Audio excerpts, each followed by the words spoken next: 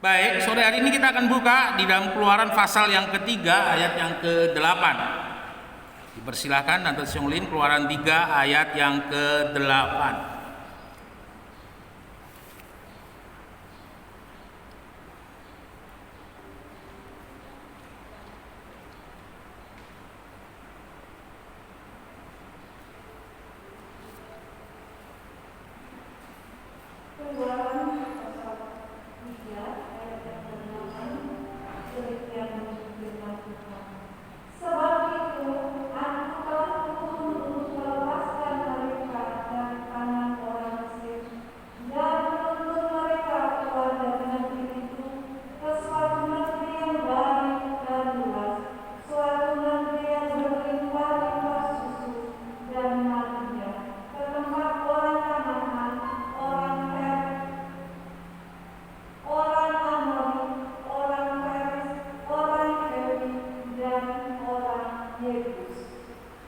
Dalam salah satu cabang olahraga atletik itu ada satu cabang olahraga yang ekstrim, yaitu lari lintas alam. Ya, di beberapa negara di Eropa perlombaan lari lintas alam itu luar biasa. Pertama start itu lari jalan bagus, lalu kemudian jalan batu, kemudian naik gunung, lalu kemudian lewat jalan yang becek begitu, berlumpur, lalu kemudian renang, ya, lalu kemudian lari lagi dan finish. Dan biasanya lari ini jaraknya paling tidak sekitar 30 kilo, bahkan ada yang lebih. Seorang pelari dia tidak hanya kuat fisik ketika mengikuti lomba ini, tetapi dia juga harus mempunyai mental berlomba, mental berjuang yang bagus, ya. Karena ada beberapa pelari ketika mulai start dia langsung larinya kenceng, tenaganya dihabiskan, ya. Kemudian di tengah jalan udah nggak kuat, akhirnya digotong, nggak bisa sampai finish. Tetapi ada pelari yang rupanya pengalaman, dia konsisten, dia larinya nggak terlalu cepat juga nggak terlalu lambat, konsisten, dia atur iramanya, ya. Dia sehingga setiap fase yang harus dia lewati, ketika harus naik gunung, ketika harus lewat jalan berbatu, melewati lumpur, bahkan sampai renang sekalipun, kondisinya tetap bagus, sehingga dia masuk finish dan berhasil menjadi juara.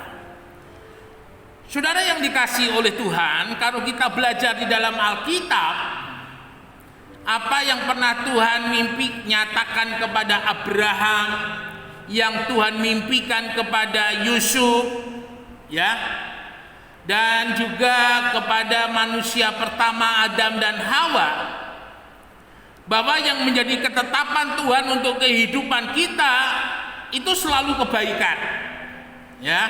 Rancangan Tuhan untuk kita itu selalu kebaikan dan kebahagiaan dan kemakmuran.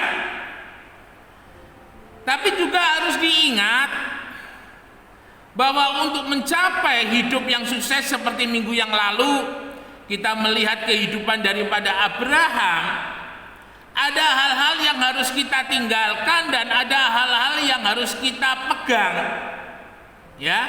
Seperti Abraham, kehidupan lamanya dia tinggalkan, lalu dia pegang iman, percaya, pengharapannya kepada Tuhan. Dan selama perjalanan daripada Abraham, kita melihat Abraham tidak pernah mempermasalahkan apa yang dia hadapi selama perjalanan, tetapi yang dia pegang adalah dia percaya bahwa negeri yang Tuhan janjikan itu adalah suatu negeri yang baik dan suatu keadaan yang pasti Tuhan berikan di dalam kehidupan Abraham. Bapak Ibu Saudara yang dikasihi oleh Tuhan, sore hari ini kita mau mencoba merenungkan sejenak kehidupan daripada bangsa Israel. Kita tahu seperti yang dituliskan oleh Alkitab, bangsa Israel berada di Mesir selama kurang lebih 430 tahun. Dan dari penemuan baru-baru ini bisa diketahui Fir'aun yang menguasai Israel, sehingga bangsa Israel di Goshen di Mesir itu dia diperbudak sekian lama. Itu bisa diketahui karena dinasti Fir'aun yang mengenal Yusuf dan dinasti Fir'aun setelahnya yang tidak mengenal Yusuf, sehingga membuat bangsa Israel menderita di Mesir, itu ternyata berbeda. Ya. Nah, Bapak Ibu yang dikasihi oleh Tuhan, dari apa yang sudah kita dibacakan tadi, kita tahu setelah bangsa Israel, Tuhan katakan kepada Musa, aku sudah mendengar jerit tangis umatku, dan aku mau membebaskan. Tidak hanya dibebaskan, tetapi dibawa ke satu negeri yang penuh air susu dan madu, negeri yang subur, yang indah, tiada taranya. Ya, kita ingat Plus kalau nyanyi soal Indonesia luar biasa, bukan lautan tapi hanya kolam susu, ranting dan apa ditanam langsung hidup. Nah, kira-kira seperti itu gambaran daripada tanah perjanjian.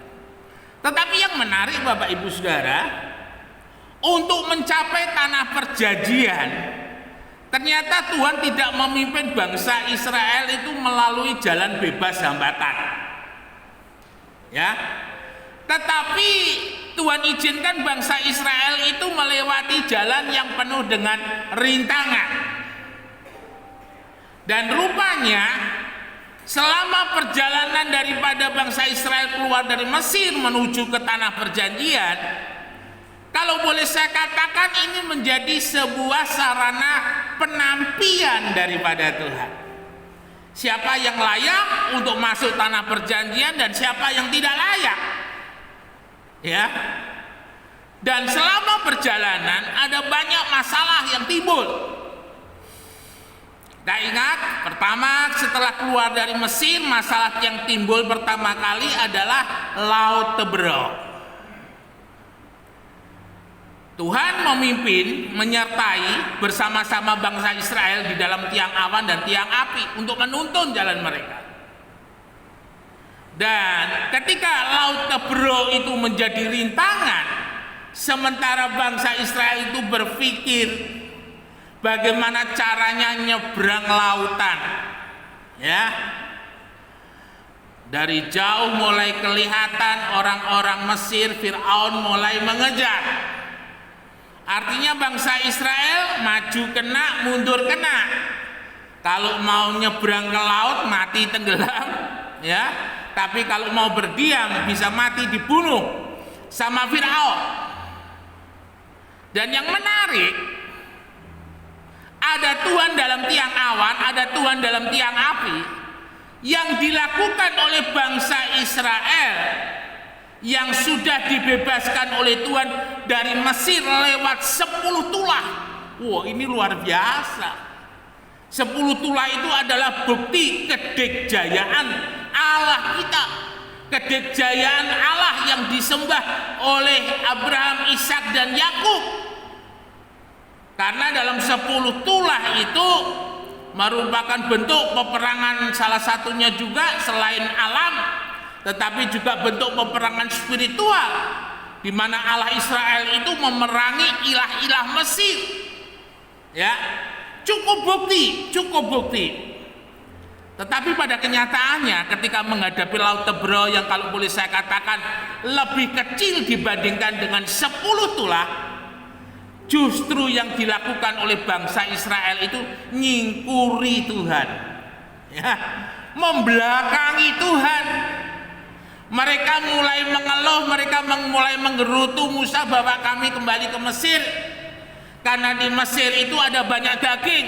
Ya, mungkin kalau di orang-orang Israel itu seperti orang Tuban, mungkin bilang di Mesir ada becek enak.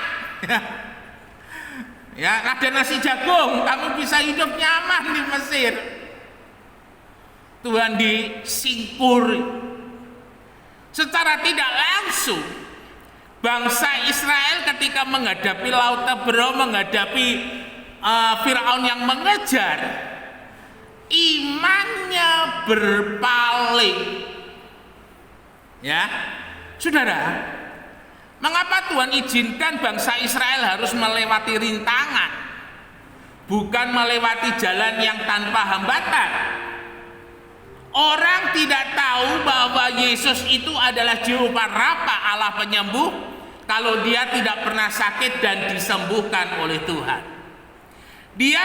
Orang percaya tidak akan pernah tahu Jehovah Jireh itu seperti apa ketika Tuhan izinkan dia tidak punya duit sepeser pun dan dia sedang menghadapi kesulitan, ya, atas ekonominya atau atas sesuatu yang harus dibayarkan seperti janda nabi. Tetapi ketika dia seperti janda nabi, zamannya Elisa ditolong, orang percaya baru tahu itulah Jehovah Jireh. Pertolongan yang tidak disangka-sangka, pertolongan yang tiba-tiba muncul memberkati. Ya, orang tidak tahu Jehovah Nisi, Allah panggil kemenangan. Ketika orang percaya tidak pernah mendapati masalah, tetapi ketika dia menghadapi masalah, menghadapi persoalan yang mustahil bisa menang, mustahil bisa berhasil, ya, seperti tantenya Cik Miing, mamahnya Ferry itu siapa itu tokonya yang yang dibeli oleh apotek Doa Sehat itu, ya, pernah kena kasus sampai dibawa di Polda, ya, kan ketika persidangan dia dibela oleh mahasiswa UNER, ya, mahasiswa hukum yang masih baru lulus, artinya belum punya pengalaman. Tetapi yang menarik justru Tuhan pakai mahasiswa yang baru lulus ini untuk memenangkan perkaranya, sehingga tidak menimbulkan liu kalau tidak salah itu, ya, tidak menimbulkan kerugian. Nah, itu yang Tuhan inginkan bangsa Israel seperti itu, supaya ketika mereka masuk tanah perjanjian mereka sadar bahwa tanah perjanjian itu adalah tanah yang diberikan oleh Tuhan, tanah bukan usaha mereka. Karena sekarang ini banyak hamba-hamba Tuhan karbitan, ya, sekolahnya pun juga sekolah simsalabim. Dulu ada banyak hamba Tuhan alergi dengan sekolah teologi, tapi sekarang justru mereka berlomba-lomba mendapatkan gelar sarjana teologi, master teologi, doktor teologi, tapi tanpa pendidikan. Ya, saya pernah ditawari mulai harga 80 juta ambil doktor, turun sampai 17 juta. Saya pikir ini sekolah mau dibawa kemana? Ya, padahal kalau mau kuliah sungguh-sungguh S1 5 tahun saya, Master of Art MA saya 3 tahun, lalu MTH saya Magister of Theology atau Master of Theology itu 2 tahun. Jadi untuk sarjana teologi saya itu 10 tahun. Waktu yang panjang. Ya. Mengapa harus sekolah? Supaya bisa menghargai keilmuan yang saya terima. Saudara, bangsa Israel menghadapi laut Teberau, hatinya berpaling daripada Tuhan. Lalu kemudian setelah Tuhan tolong bangsa Israel 3 hari setelah itu, waktunya ternyata cukup singkat, kehabisan bekal. Yang namanya di padang gurun, di padang pasir, itu ndak ada ayam bakar tirtomoyo, nggak ada. Pak Sukali juga belum buka nasi goreng dan mie goreng serta mie godoknya, nggak ada. Ya. Jadi waktu itu yang dilakukan oleh bangsa Israel berpaling lagi kepada Tuhan daripada Tuhan. Musa, bawa kami kembali ke Mesir. Ya, saudara yang dikasih oleh Tuhan, kadang Tuhan izinkan seperti tadi saya katakan, tidak ada yang bisa menjadi pengharapan dalam hidup ini. Mungkin saudara menghadapi masalah, pintu kanan tutup, pintu kiri tutup, pintu muka tutup, pintu belakang tutup, ya. Tetapi selalu ada jalan di atas.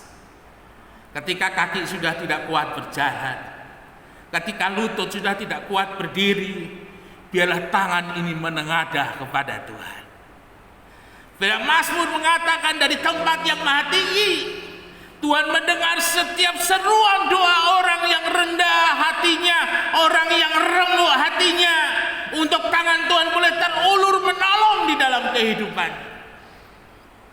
Badai bukan masalah, di tengah padang gurun bukan masalah bagi Tuhan untuk memberkati kita. Padang gurun bukan halangan bagi Tuhan untuk melipat gandakan berkat-Nya. Padang gurun tidak menjadi hambatan bagi Tuhan untuk mengangkat di dalam kehidupan kita. Karena kuasanya Tuhan di dalam nama Tuhan Yesus adalah kuasa yang tidak pernah bisa dibatasi oleh apapun juga. Ketika Tuhan menentukan, Tuhan mengangkat, maka tidak ada satu orang pun yang bisa menurunkan. Ketika Tuhan menyatakan tingkap-tingkap langit terbuka untuk mencurahkan mana, untuk memberkati, memelihara bangsa Israel, tidak ada satupun yang bisa menutup. Demikian juga dengan kehidupan kita.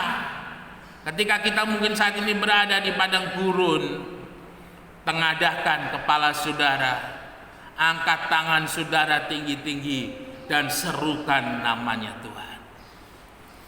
Saya terkesan dengan apa yang dilakukan oleh perempuan Sirofenisia. Ya, ketika Tuhan berada di sana dan ketika perempuan ini melihat Tuhan Yesus dari jauh, firman Tuhan katakan, dari jauh dia melihat Tuhan dan dia berteriak. Ya. Kalau yang namanya perempuan ini berteriak, artinya itu adalah sebuah ungkapan hati, sebuah luapan hati. Dengan kata lain, Tuhan perhatikan aku. Ketika perempuan ini berkata, Yesus anak Daud, kasihanilah aku. Yesus anak Daud, kasihanilah aku. Yesus anak Daud, kasihanilah aku. Itu sebuah pernyataan iman, itu sebuah pernyataan seruan dari dalam hati bahwa perempuan ini sungguh-sungguh membutuhkan Tuhan. Saudara, dan ketika dekat, Yesus memperhatikan perempuan ini. Belum jawab, belum. Ya, Tuhan katakan bahwa roti itu adalah untuk anak dan remah-remah itu untuk anjing. Perempuan ini bilang, Tuhan, remah-remah enggak apa-apa. Remah dengan roti itu sama. Ya, mungkin kalau roti itu gede, kalau remah itu kecil, tapi kalau remah-remah itu dikumpulkan, maka dia juga bisa menjadi roti. Tapi yang terpenting di sini, perempuan ini sangat-sangat meyakini Tuhan, sangat-sangat mempercayai Tuhan. Dan ini menjadi langkah penting dalam hidup kita sebagai orang percaya.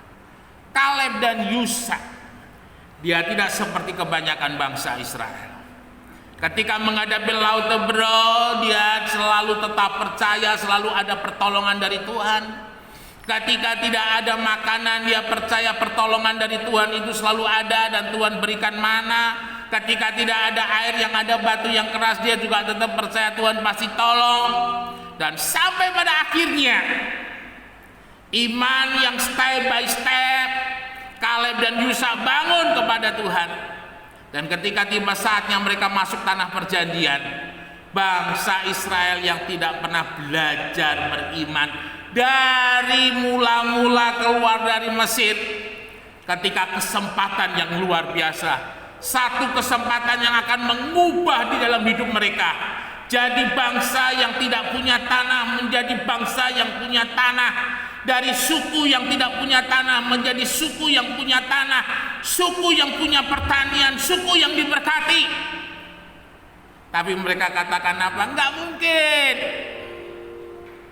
Iman yang kecil, iman untuk perkara-perkara hari-hari tidak ada. Bagaimana bisa dapat yang gede, yang membutuhkan iman yang lebih kuat, yang membutuhkan iman yang makin kokoh. Tidak mungkin. Tapi Kaleb, Yusha katakan, kalau Tuhan bersama dengan kita, kalau Tuhan menghendaki, maka kita akan masuk tanah perjanjian. Kalau Tuhan bersama dengan kita, siapa itu orang enak, siapa orang Het, siapa orang Amori, kita pasti bisa kalahkan. Dan tanah perjanjian itu menjadi milik dan Kaleb Yusha sebagai orang yang keluar dari Mesir, terima janji, mereka masuk dan mendapatkan janji itu nyata dalam kehidupan mereka. Pelihara iman saudara kepada Tuhan, pelihara keyakinan saudara kepada Tuhan. Meskipun kadang yang kita lihat tidak sesuai, kenyataan yang ada tidak sesuai dengan keinginan kita, tapi sekali-kali perkatakan iman. Saya selalu mengajarkan kepada istri dan anak-anak saya, apapun yang terjadi perkatakan iman. Jangan pernah mengatakan saya gagal, saya kalah, saya hancur, ya, toko saya sepi, musimnya sepi. Tapi coba berkatakan dengan iman, tahun ini adalah tahun yang penuh kelimpahan. Tuhan memberkati toko saya, Tuhan melindungi saya, Tuhan memberkati pendidikan saya, Tuhan memberkati masa depan saya, Tuhan memberkati setiap yang saya kerjakan. Jadilah itu menurut imanmu, maka saudara akan menerimanya. Ayah saya mendidik saya sangat keras, ulang kali saya katakan, sehingga saya hanya berani beriman kepada Tuhan. Saya dulu sering, kalau kecil masih SMP begitu, sering potong-potong gambar mobil. Lalu mau gambar-gambar mobil itu saya pajang, ya. Lalu apa yang menjadi keinginan saya itu saya pajang. Lalu kemudian saya doakan. Saya tidak peduli entah sampai kapan Tuhan nyatakan mimpi itu, entah sampai kapan Tuhan nyatakan yang menjadi cita-cita saya. Tapi yang saya tahu pasti, ketika itu senantiasa sesuai dengan firman Tuhan, maka Tuhan pasti akan berikan. Hari ini jangan takut ketika saudara berjalan di padang belantara. Hari ini jangan takut ketika saudara berjalan di padang yang tandus. Tanah yang tandus, padang yang tandus, Tuhan bisa tumbuhkan dan menuai 100 kali lipat seperti Ishak. Tanah yang tandus bukan menjadi alasan untuk kita tidak diangkat oleh Tuhan. Yusuf yang ditinggal sendiri, berada jauh dari Kanaan, berada di Mesir. Kalau boleh saya katakan, hidup seperti di tanah yang tandus. Tidak ada saudara, tidak ada orang tua, tidak ada yang dikenal sebagai bangsa yang asing. Tetapi Tuhan mampu mengangkat Yusuf menjadi orang yang berpengaruh di Mesir. Yusuf dimuliakan oleh tangan Tuhan. Hari-hari ini tetaplah beriman dan teruslah beriman.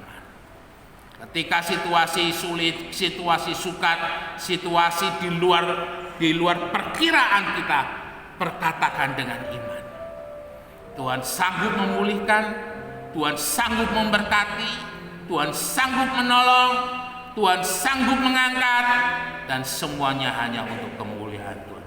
Berjalanlah terus dengan iman, jangan putus asa, terus berpengharapan.